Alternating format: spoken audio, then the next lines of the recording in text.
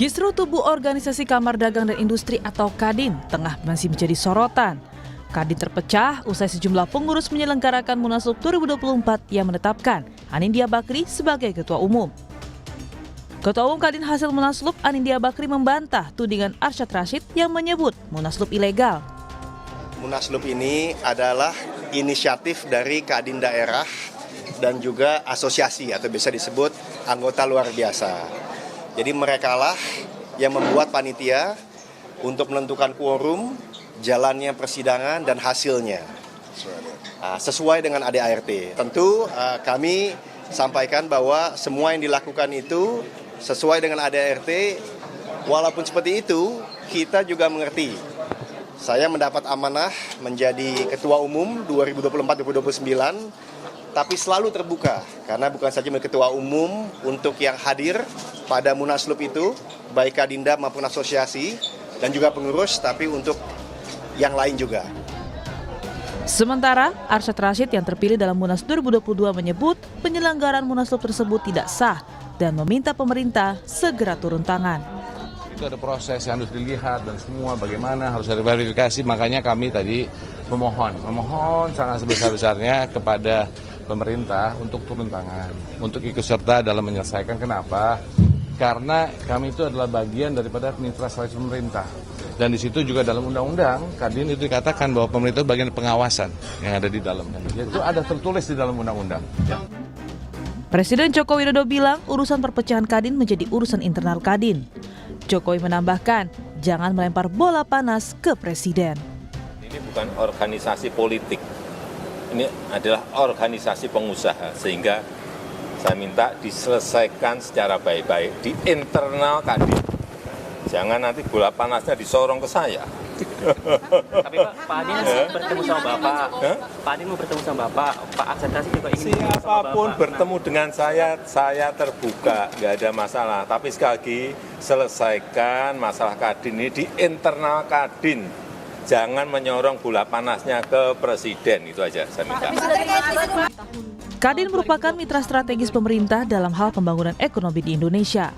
Lalu, benarkah perpecahan kepengurusan Kadin erat kaitannya dengan proses politik mendatang? Tim Liputan Kompas TV.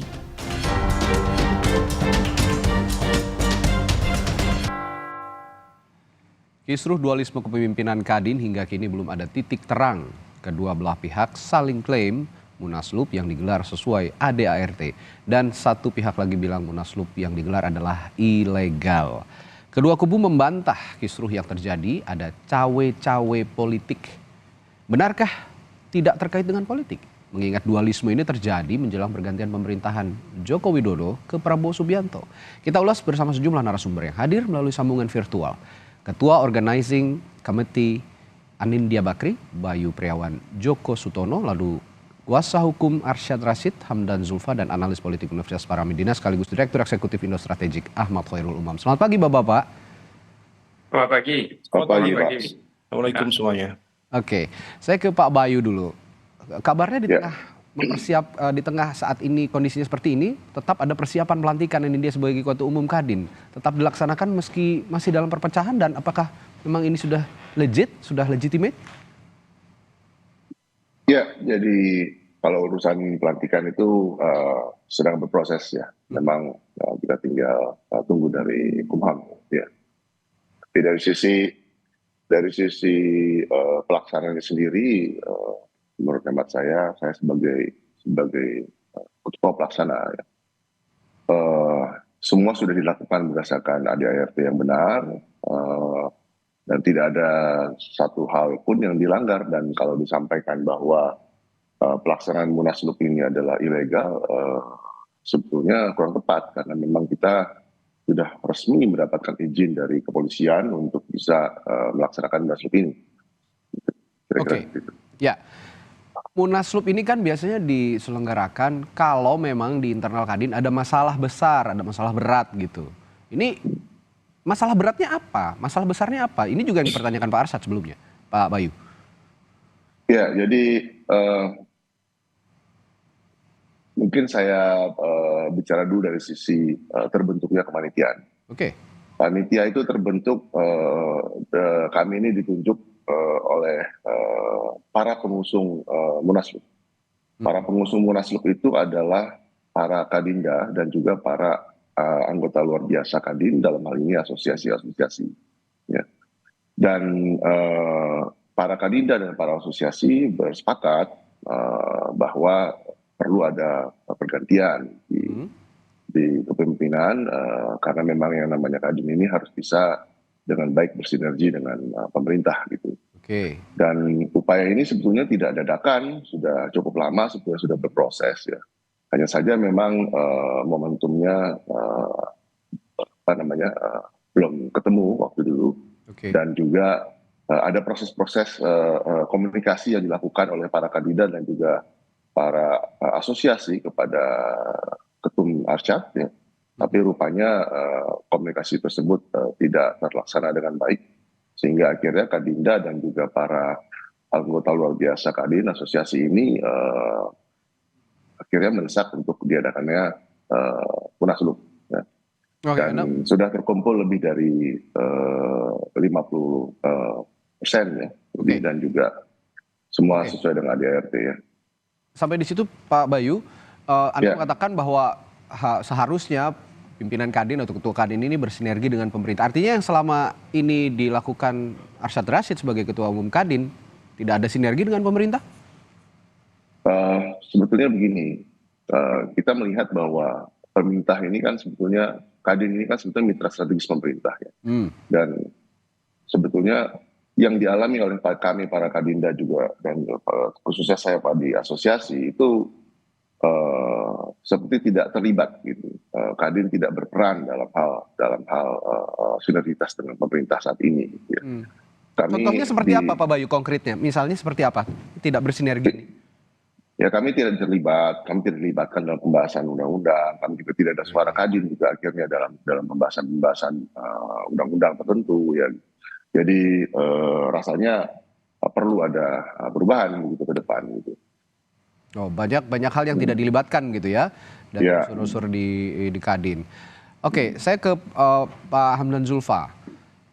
Kalau Munaslup Jakarta dinilai ilegal, sejauh ini bagaimana Pak Hamdan Zulfa mewakili Pak Arsyad membuktikan jika ketua Kadin sekarang, Mas Anindya Bakri ini nggak sesuai dengan ADART gitu Pak Hamdan? Iya, untuk melaksanakan Munaslup menurut anggaran dasar dan anggaran rumah tangga Kadin, ada dua hal yang harus dipenuhi. Ya. Yang pertama alasannya.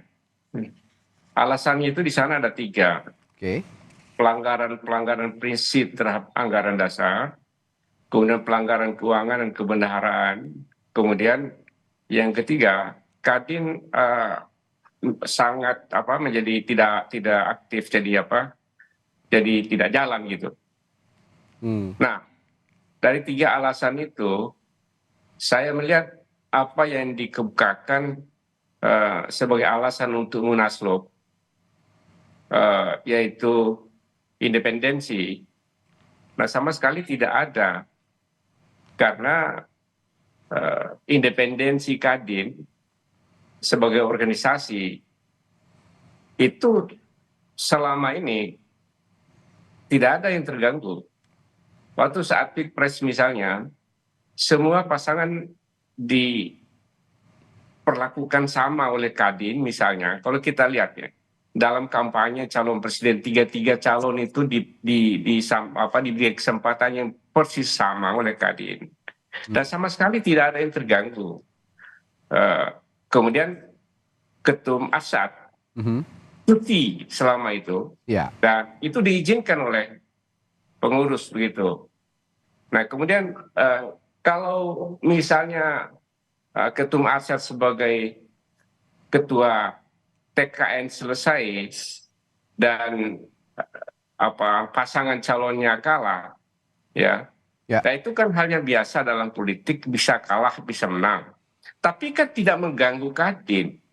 Kadin itu tetaplah mitra strategis pemerintah siapapun ketuanya.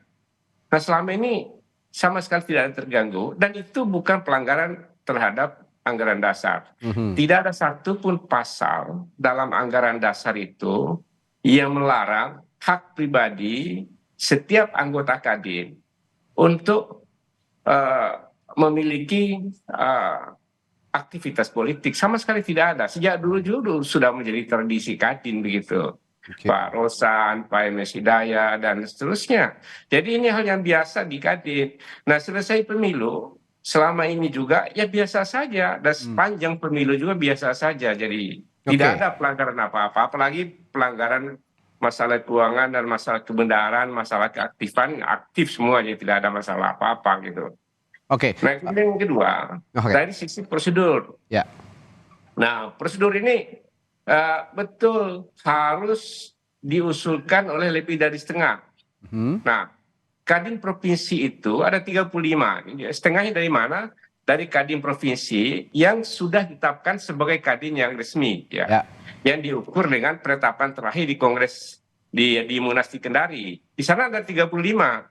Nah, lebih dari setengah dari 35 itulah yang bisa mengusulkan pelaksanaan Munaslup. Nyatanya 21 Kadin daerah diwakili ketua umumnya itu menolak Munaslup.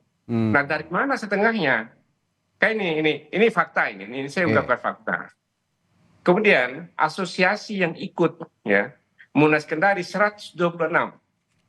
Dari 126 itu setengah dari 126 itu harus mengusulkan. Nah, ini tidak sampai. Nanti kita bisa buktikan gitu, tidak sampai. Itu jadi bisa. Dari segi alasan, prosedur satu lagi harus ada prosedur peringatan 2 kali 30 hari ini juga tidak ada, tidak jelas. Jadi kalau tiba-tiba laksanakan Munaslup yang tidak ada istilah saya itu tidak ada angin, tidak ada hujan. Walaupun ada proses, betul tadi ada proses, tapi tidak ada pembicaraan Munaslup. Pak Hamdan, Anda juga tadi sempat menyinggung bahwa politik dan Kadin itu sudah biasa lekat begitu di mata masyarakat, di mata publik, baik di mata para pengusaha sendiri yang berada di bawah Kadin. Tapi apakah dengan pernyataan Anda ini mau bilang bahwa ini gara-gara perbedaan dukungan di Pilpres begitu misalnya, unsur politisnya lebih jauh lagi ke arah sana? Atau ada pandangan lain, Pak Hamdan? Saya melihat hanya semata-mata karena itu. Harusnya kan tidak begitu cara pandangnya.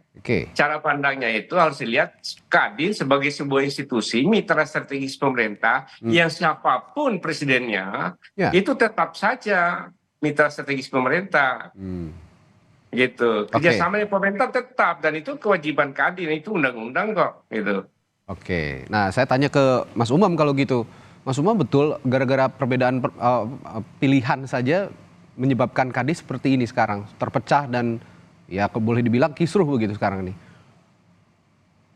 Iya, terkait dengan konteks dinamika itu memang sangat kompleks ya. Tadi disampaikan oleh Pak Hamdan bahwa prasyarat dalam konteks memang cukup beragam, dan hal itu juga pernah dituangkan oleh SKEP dari Kadin sendiri. Kalau nggak salah itu SKEP nomor 14 tahun 2013 yang mengatur tentang konteks Munaslup di dalam struktur Kadin yang memang sangat luar biasa kompleks dalam konteks persyaratan, kemudian prosedur, dan lain sebagainya. Maka terkait dengan konteks ini, memang nuansa politiknya jauh lebih kuat daripada dari sisi prosedural, kemudian hal-hal yang sifatnya teknokratis gitu. Nah, oleh karena itu, memang hal ini tidak lepas dari karakter Kadin secara institusional yang diakui atau tidak bahwa Kadin itu memiliki bukan semata-mata sebagai sebuah rumah besar bagi para jaringan pengusaha di Indonesia, tetapi juga ada nuansa politik, bahkan juga menjadi bagian dari jejaring kekuatan politik yang ada di Indonesia. Karena bisnis di Indonesia itu rata-rata memiliki hubungan, memiliki kaitan, memiliki backup atau pola relasional dengan kekuasaan. Saya kira referensinya cukup banyak, diulas bagaimana kemudian pola relasi hubungan ekonomi politik antara Kadin dengan jaringan kekuasaan. Cukup banyak, seperti Profesor Halhil dari ENU sejak tahun 1996 dia menulis, bahkan dia dalam bukunya itu tahun 1966 dia coba runut itu, kalau nggak salah itu judulnya The Indonesian Economy since 1966. the Southeast Asia Emerging Giant. Artinya menegaskan kembali lagi bahwa Kadin memang lebih memiliki muatan politik lebih besar dalam konteks bisnis di Indonesia. Nah, situasi ini yang kemudian tampaknya menjadi dinamika yang juga cukup kuat. Nah, kalau misal kemarin Pak Jokowi mengatakan bahwa menegaskan ya sekali lagi bahwa Kadin bukan organisasi politik, sebaiknya diselesaikan di level internal, seharusnya memang betul-betul itu bukan sekedar menjadi bahasa dalam on stage, tapi juga dalam konteks backstage juga bisa dilakukan dengan ukuran-ukuran profesionalitas yang ada.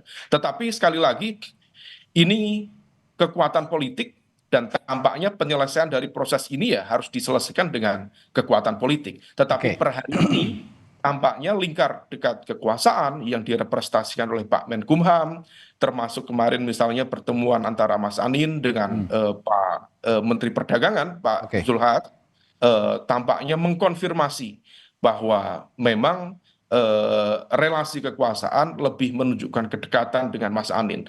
Nah, ini yang kemudian barangkali sudah diantisipasi oleh Pak Arsyad Rashid, termasuk juga barangkali Pak Zulfan sebagai bagian dari konteks perbantuan hukum ya, bahwa ada dinamika kekuasaan yang berada di lingkaran dan juga dinamika yang ada di Kadin ini. Oke, Pak Bayu, benar ada relasi kekuasaan yang sudah lekat dengan Kadin saat ini? Saya tanggapi ya Pak ya, jadi pertama-tama saya mesti sampaikan bahwa proses Munaslup ini terbagi atas dua hal tadi yang disampaikan sama Pak Hamdan. Ya. Pertama adalah pengusung Munas.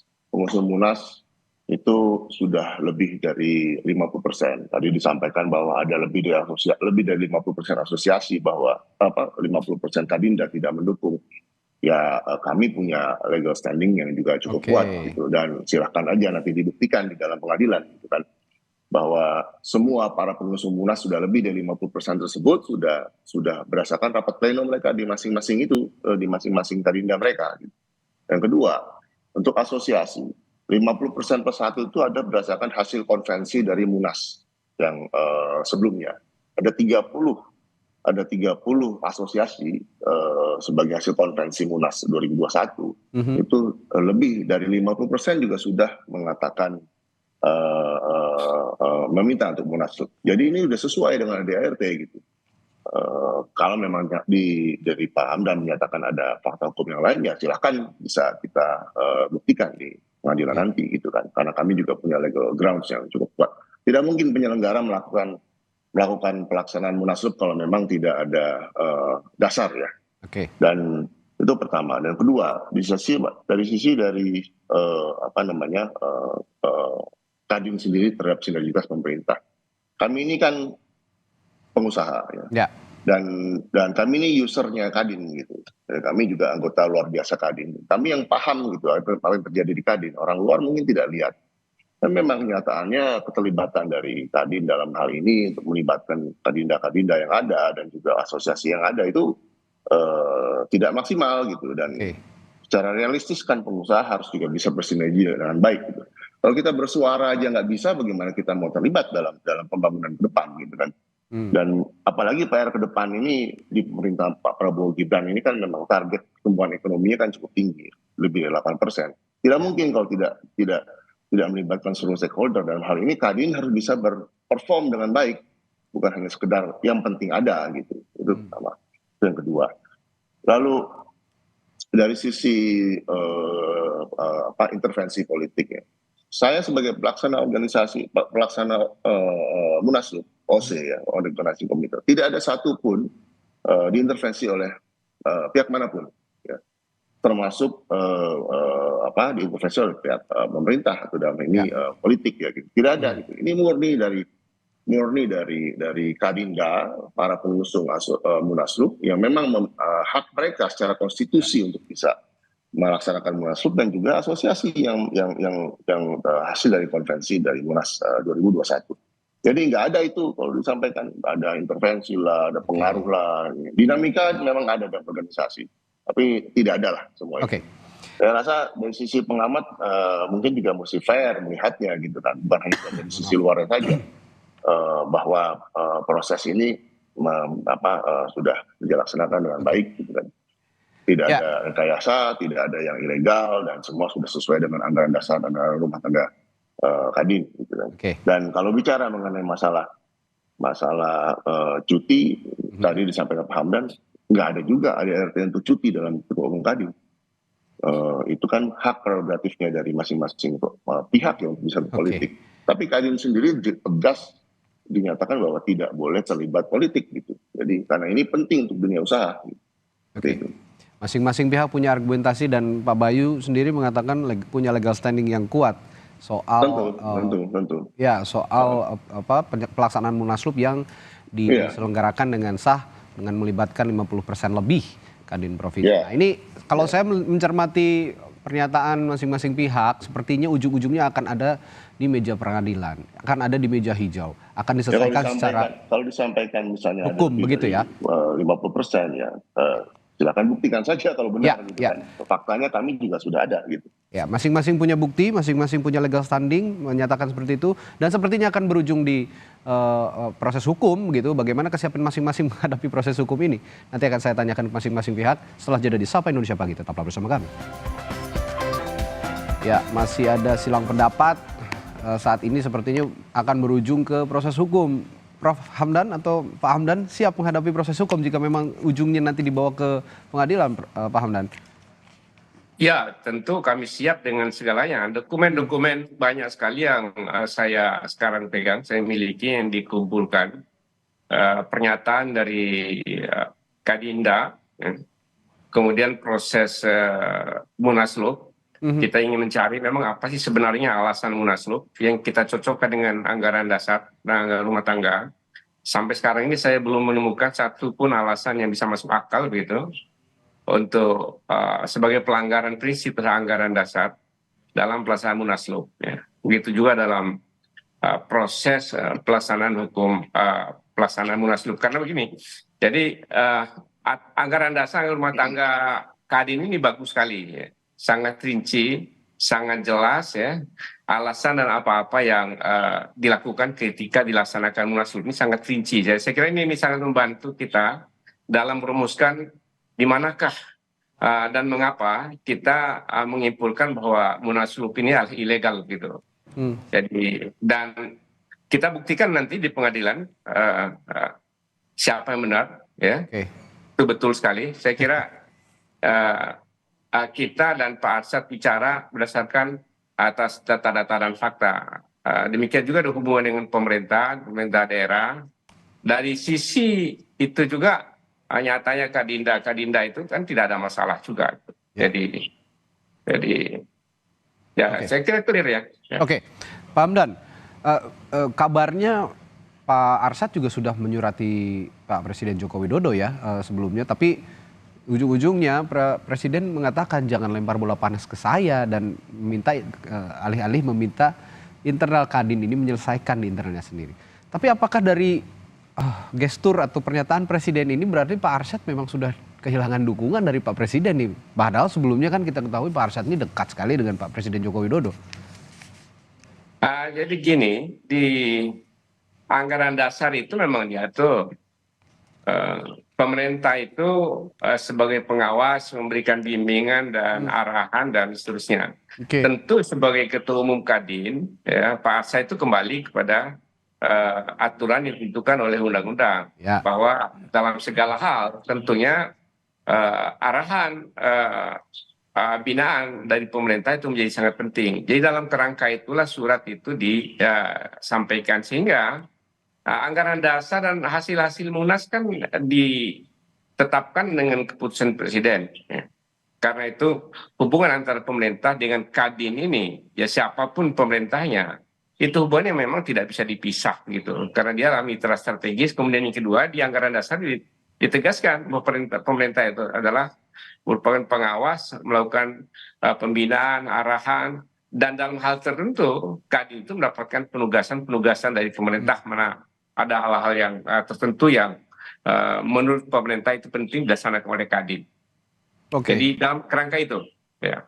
Baik, Mas Umam, kalau melihat pernyataan Presiden, apakah memang Pak Arsyad sudah ditinggalkan pemerintah saat ini? Ya, tentu ini menjadi sebuah harapan bahwa dalam proses organisasi ternyata bukan sekedar soal leadership, tetapi juga followership. Dan per hari ini fenomena Munaslup itu menjadi sebuah fenomena yang marak ya, bukan hanya di level organisasi, tetapi juga di partai-partai politik. ya.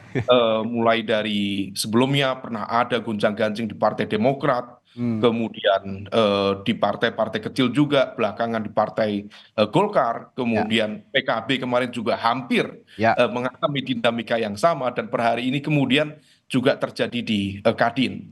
Nah, oleh karena itu sekali lagi ini adalah bukan semata-mata melihat fenomena yang ada di Kadin sebagai sebuah proses teknokratis dalam konteks organisasi sebagai asosiasi pengusaha, tetapi juga tampaknya memang betul ada relasi kekuasaan yang bekerja. Tetapi bagaimanapun juga memang dalam konteks relasi kuasa, per hari ini Pak Jokowi tentu menjadi salah satu nama yang berpengaruh dalam konteks bagaimana kemudian ke depan akan dijalankan Kadin. Tetapi sekali lagi ini adalah fase pasca pemilu, bahwa yang memiliki otoritas untuk memberikan dukungan, restu dan lain sebagainya bukan hanya Pak Jokowi tetapi juga Pak Prabowo sebagai bukan sekedar user tetapi dalam konteks partner dalam upaya peningkatan pembangunan ekonomi ke depan.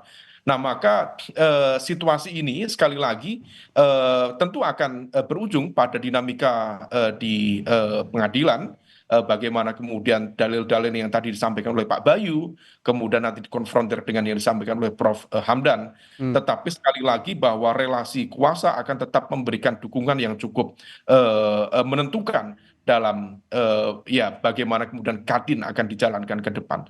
Nah, oleh karena itu memang tidak mudah, tetapi sinyal-sinyal ini saya pikir sudah ditangkap dengan baik oleh Pak Arsyad, dan Pak Arsyad sendiri juga menyikapi situasi ini dengan cara yang cukup smooth, tidak begitu reaksioner, tetapi bahwa semesta politik di Indonesia rasa-rasanya lebih memberikan dukungan kepada Mas Anin dan dinamika kekuasaan ke depan. Iya, nah ini juga sekaligus saya akan tanyakan dalam kesempatan pagi hari ini dalam forum kita yang baik ini, saya juga akan sekaligus meluruskan ataupun mengklarifikasi bahwa kabar-kabar miring di luar sana banyak sekali, Pak Bayu.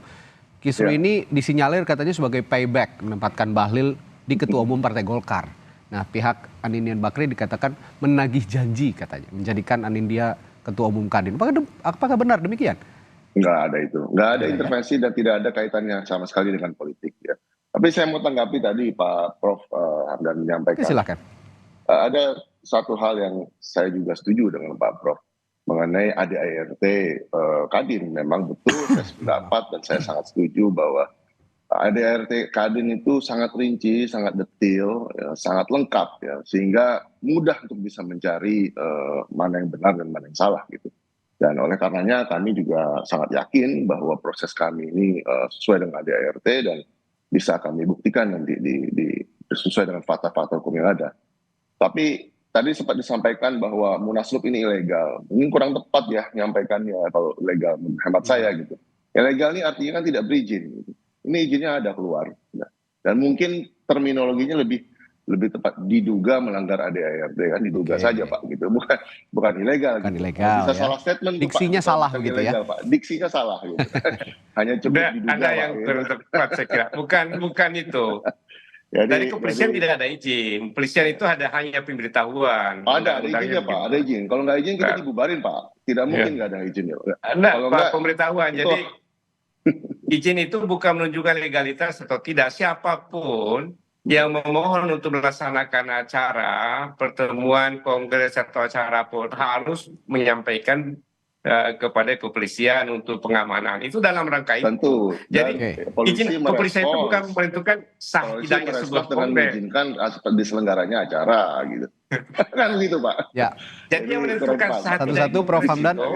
Saya selesaikan dulu Pak Bayu silakan.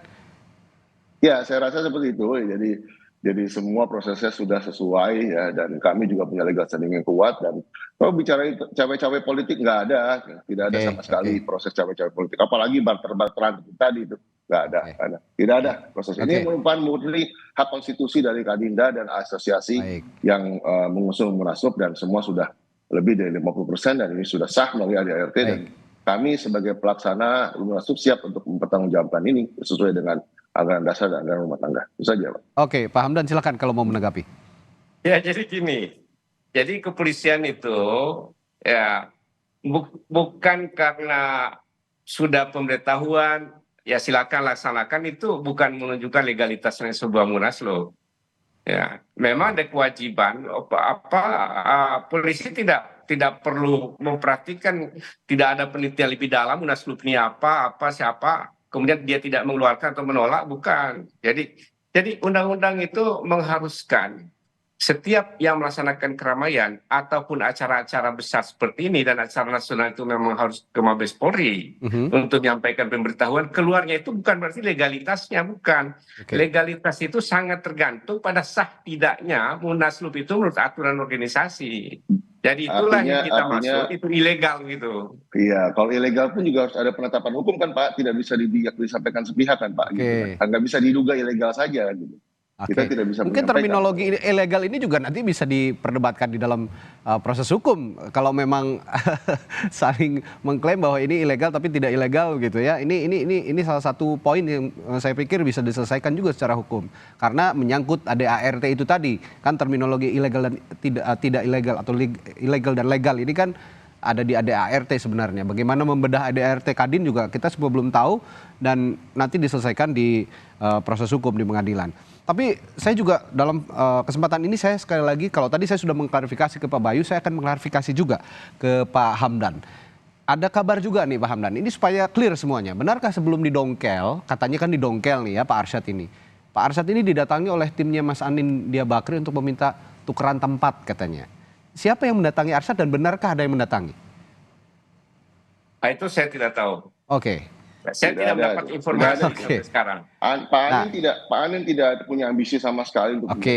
Ya ini kan forum ini sama-sama untuk mengklarifikasi. Kalau memang benar-benar tidak ada, komunikasi yang dilakukan sebetulnya antara Kadinda dengan para asosiasi para pengusung Munaslup yang memang berkomunikasi dengan berusaha berkomunikasi dengan Ketua Arsyad. Ya. Bukan dari kubu bukan dari Pak Anin, bukan. Ya, tapi kalau melihat pernyataan yang kuat dari masing-masing pihak, sepertinya upaya untuk rekonsiliasi lah, islah begitu ya dari Prof Hamdan dulu. Ada nggak upaya ke arah sana sebenarnya sejauh ini? Kalau bagi Pak Arsyad tentu sangat terbuka. Kita islah kembali kepada aturan anggaran dasar. Jadi istilah tukar tempat tidak bisa begitu saja. Ya, kalau ada tukar tempat ya tukar tempat melalui mekanisme anggaran dasar begitu. Jadi tidak bisa begitu saja, itu problem gitu. Karena itu tentu islah tetap dibuka, tetap dalam perspektif anggaran dasar, anggaran rumah tangga yang ada. Kalaupun ada yang keluar dari situ, itu kan kesepakatan-kesepakatan yang bisa jadi dicapai. Kalau saya sangat mendorong ya itu bisa tetap terbuka, tapi kalaupun tidak apa boleh buat gitu. Pak Arsyad juga prinsip bahwa kalaupun tidak ada ya apa boleh buat, kita sudah siap dengan langkah-langkah hukum yang ada gitu. Oke, Pak Bayu gimana? Ada upaya untuk saya rasa Pak Anin adalah bukan hanya milik pada pendukungnya tapi milik semua Kadinda, dan juga saya yakin Pak Anin juga terbuka dengan komunikasi yang baik ya gitu. Saya rasa karena beliau kan Ketua Umum Kadin, jadi harus bisa merangkul dunia usaha semuanya dan siapapun itu gitu. Saya rasa itu akan jalan komunikasinya gitu. Tapi dari sisi proses hukum sepatutnya saya nggak tahu. Saya tidak dalam kapasitas untuk menentukan ya gitu kan. Tapi prinsipnya kami punya legal standing yang kuat. Oke, Mas Umam, saya punya pertanyaan juga soal pengusaha yang sudah banyak terjun ke politik gitu ya. Kita tidak bisa memungkiri itu, banyak pengusaha juga yang terjun politik, dan sebaliknya partai politik juga banyak sekali juga yang dimiliki oleh orang-orang yang berlatar belakang sebagai pengusaha begitu. Bias ini sulit dihindari di Indonesia sepertinya. Tapi kalau kondisi ini terus termaintain 5 tahun ke depan lah setidaknya, apa yang terjadi sebenarnya? dampaknya ke depan, Mas Umam? Ya, saya sangat menikmati tadi perdebatan antara Pak Bayu dan juga Pak Hamdan ya. Pertarungan tentang klaim-klaim legality dan juga illegality itu sudah menunjukkan tensi dalam konteks pertarungan politik yang juga cukup memanas.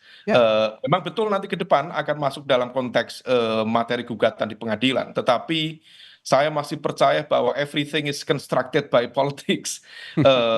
Dan dalam konteks pertarungan hukum, argumen-argumen hukum memang betul bisa dipertarungkan, tetapi sekali lagi bahwa jangankan kalau misal kemudian bisa mempertunjukkan atau membuktikan dengan kebenaran, bahkan dengan ketidakbenaran pun, kalau misal kemudian bisa dipertahankan secara politik, memenangkan pertarungan politik, itu juga bisa menjadi kebenaran baru. Apalagi kalau misal kemudian masing-masing pihak bisa menunjukkan fakta, data, bukti, argumen yang memang betul-betul kuat. Terkait dengan concern terakhir itu tadi, memang jangankan 5 tahun ke depan, selama ini dalam konteks sejarah ekonomi politik di Indonesia dicatat tadi cukup banyak Profesor Halil, Ross McLeod, termasuk dari Aspinall, juga para political economist di Indonesia, termasuk almarhum Bang Faisal Basri misalnya, memang banyak menulis tentang pola relasi kekuasaan dan juga lingkaran pengusaha.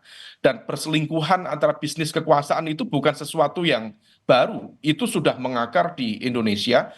Dan impact-nya memang kemudian pada level intermediary industries itu tidak banyak tergarap. Akhirnya kemudian yang banyak tergarap adalah pada level industri hulu dan juga hilir terkait dengan SDA dan lain sebagainya. Nah, ini yang kemudian menjadi sebuah catatan.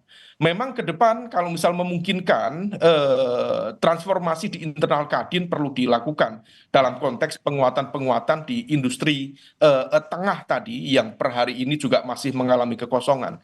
Terlepas dari perdebatan dan juga dinamika di dalam Kadin ini sendiri. Tetapi memang prinsip dalam konteks konflik of interest ya, memang sebaiknya dihindarkan. Meskipun per hari ini kita nggak bicara Kadin secara khusus, dan kita bicara DPR saja misalnya, itu juga merepresentasikan apa yang tadi dipertanyakan, bahwa pola relasi antara entitas politician dan juga entitas bisnis players itu relatif cukup kuat di Indonesia. Dan ini bukan menjadi karakter Indonesia, di banyak negara berkembang, termasuk di Amerika Serikat sendiri, memang memiliki irisan yang cukup besar. Nah, pola relasi ini yang sebaiknya memang tentu bisa tetap beriringan, tetapi profesionalitas dan juga integritas di dunia bisnis yang juga akan berdampak pada konteks pembangunan. Mas Umam, bisa dipertegas dengan baik. Oke, tapi Mas Umam, saya ingin sedikit lebih merinci lagi. Mungkin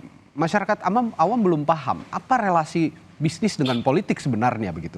Nah, saya ingin bertanya, apa sih relasi politik dan bisnis yang lebih detail lagi dalam konteks Kamar Dagang dan Industri Indonesia? Nah, apakah benar biasanya bahwa bisnis itu harus punya kedekatan dengan politik, masalah perizinan misalnya. Makanya Kadin sebagai organisasi untuk usaha digunakan untuk melobi pemerintah dan mendapatkan daya tawar. Apakah demikian? Kita masuk ke tahap yang lebih detail lagi, Mas Umam. Ini pertanyaan cukup sensitif ya, tetapi saya mencoba untuk masuk pada ranah teoritik. Memang cukup banyak kajian-kajian penelitian tentang ekonomi politik di Indonesia. Proses bagaimana kemudian pola relasi antara politik dan juga bisnis itu seringkali kemudian memunculkan konflik of interest yang kemudian berujung pada kurang teroptimalkannya prinsip integrity dalam dunia bisnis. Akhirnya kemudian perkoncoan, kemudian model-model bisnis berbasis patronase itu menjadi cukup kuat. Sehingga kemudian lembaga atau perkumpulan atau asosiasi akhirnya kemudian menjadi sebuah ajang perburuan rente, baik dalam konteks pembagian proyek atau dalam konteks perizinan dan lain sebagainya. Tetapi itu adalah sebuah catatan yang bukan hanya dalam konteks 1-2 lembaga tertentu, bagi semuanya. Karena yang terpenting adalah bagaimana meletakkan dunia bisnis ini betul-betul produktif. Bukan sekedar kemudian menjadi bagian dari pola relasi kuasa yang justru akan melemahkan akar-akar dari dunia bisnis itu sendiri. Nah, ke depan kalau misal kemudian memungkinkan transformasi Indonesia, transformasi ekonomi politik di Indonesia tentu bisa diletakkan pada basis integriti yang kuat, yang memadai, bukan sekedar kemudian memperkuat pada basis industri hulu dan juga hilir yang endingnya juga dalam konteks perdagangan SDA dan lain sebagainya, tetapi betul-betul bisa memperkuat di basis intermediary industries yang per hari ini masih kosong di Indonesia. Baik, terakhir saya ke masing-masing narasumber saya, Pak Bayu dulu. Ada yang ingin disampaikan di forum ini untuk terakhir kali, dan jika memang konteksnya untuk menghadapi proses hukum, Pak Bayu? Gimana? Ya, jika konteksnya untuk menghadapi proses hukum, apakah ada yang mau disampaikan dalam forum pagi ini? Ya, saya sampaikan tadi, saya ulangi lagi bahwa kami siap mempertanggungjawabkan ya, kami siap membuktikan dengan fakta-fakta hukum yang ada ya. Karena tidak mungkin pelaksanaan munaslup itu bisa terlaksana kalau memang tidak ada legal grounds yang sesuai dengan ADART yang memang sah gitu ya. Dan mari kita buktikan saja gitu kan, memang kami juga punya dokumen dan fakta-fakta hukum yang real gitu. Oke. Pak Hamdan, silakan, ada yang ingin disampaikan? Ya, memang saya melihat pelaksanaan munaslup ini memang sangat politis ya. Karena dari aspek alasan dan prosedur itu banyak sekali yang dilanggar. Seharusnya tidak demikian menempatkan Kadin. Jadi jangan Kadin diperlakukan seperti partai politik. Ya. Karena Kadin itu begitu organisasinya sangat besar, organisasi sangat kuat, dan tidak tergantung pada seorang ketua umum. Independensi Kadin itu adalah independensi organisasinya. Semua anggota Kadin kan masing-masing memiliki afiliasi politik yang tentu berbeda. Jadi karena itu, ini cara pandang yang harus dibangun dalam melihat Kadin ini. Jadi jangan karena masalah ketua umum ya kemudian membawa-bawa menjadi masalah organisasi. Saya kira ini sangat tidak tepat. Nah, ini bukan partai politik kok, ini organisasi para pengusaha. Mungkin saya tanggapi sedikit Pak ya, memang sedikit saja, singkat saja Pak Bayu, waktu kita sudah habis. Iya, memang ini Kadin ini kan sebetulnya bukan organisasi politik ya, tapi memang para pengusaha dan Kadinda ini itu sudah Anda bantah juga tadi ya. Itu rasanya ya. Baik. Tidak ada kaitan dengan politik, Pak. Baik, saudara, bisnis yang sehat menjadi penentu perekonomian yang maju di sebuah negara, termasuk di Indonesia. Nah, jika melihat para pebisnis atau para pengusaha bertikai, sepertinya tidak elok. Jadi memang kita harapkan bersama jika para pengusaha ini bisa bersaing secara sehat, sehingga perekonomian di Indonesia bisa bertumbuh dan berkembang dengan baik untuk mencapai tujuan-tujuan baik di masa depan untuk Indonesia. Terima kasih. Narasumber saya pagi hari ini, Ketua Organizing Komite Anindya Bakri, dari Pak Bayu Priawan Joko Sutono, lalu ada Kuasa Hukum Arsyad Rashid Hamdan Zulfa, dan Analis Politik Universitas Paramadina sekaligus Direktur Eksekutif Indo Strategik Ahmad Khairul Umam telah berbagi perspektifnya pagi hari ini. Terima kasih Bapak-Bapak, sehat selalu, sampai jumpa lagi. Terima kasih.